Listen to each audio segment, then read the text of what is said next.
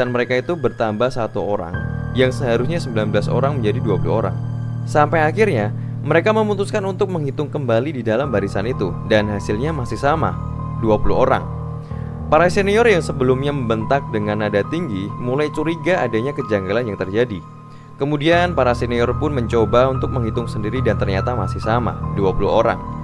Awalnya sempat bingung, sebelah mana yang bertambah dan siapa. Karena gelap dan kurangnya penerangan, mereka sulit untuk menemukan satu orang tambahan yang ada di dalam barisan itu. Beberapa maba yang nampaknya berpikir sama dengan para senior mulai menoleh ke kanan dan ke kiri, mencoba memastikan orang atau bukan di sebelahnya.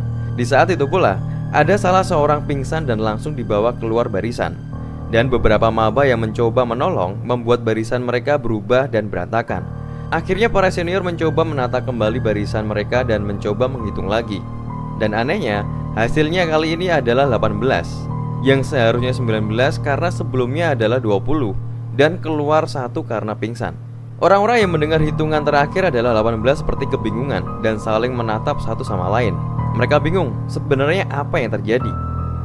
Tetapi di sisi lain mereka juga lega karena gangguan sudah hilang. Dan dengan kebingungan itu mereka tetap melanjutkan diklat sampai selesai. Walaupun mereka memutuskan untuk pindah di pos atas jembatan, ternyata gangguan gak sampai di situ aja. Jadi ketika mereka pindah di pos atas, mereka itu tiba-tiba mendengar suara langkah kaki yang berjalan. Dan itu terdengar berkali-kali. Dan beberapa orang mendengar seperti sayup-sayup suara sinden dari kejauhan. Dan singkat cerita, 1 minggu setelah diklat, ternyata ada pengakuan 2 orang maba yang melihat sosok putih tinggi dan gagah. Dan sosok itu ikut dalam barisan dari mulai acara sampai kejadian berhitung di bawah jembatan itu. Sebenarnya nggak hanya di jembatan aja yang mempunyai daya tarik mistis yang cukup kuat. Di beberapa titik sekitar juga ada beberapa spot yang dihuni sosok jahil yang kurang lebih punya keterkaitan dengan sosok yang ada di jembatan itu.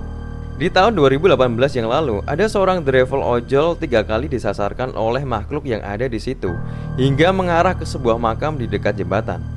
Ketika ojol ini mengantarkan pesanan sekitar jam 1 pagi, driver ini sudah tahu kalau tujuannya itu harus melewati jembatan Babarsari.